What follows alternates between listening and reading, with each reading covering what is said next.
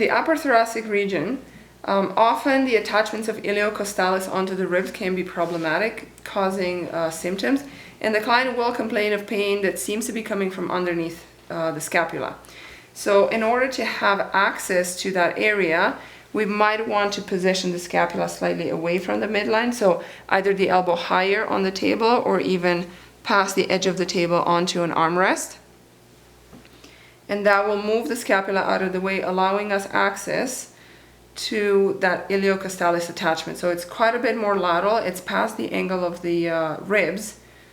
And as you go across the ribs, you might be able to feel those little projections from iliocostalis that attach onto the ribs.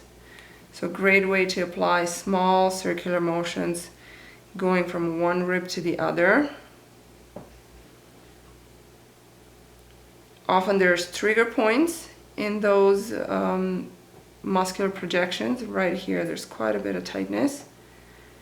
And then I'm moving on to the next one. So taking one rib at a time and doing small little circular frictions on those attachments can be really effective in alleviating tension and pain in the thoracic area.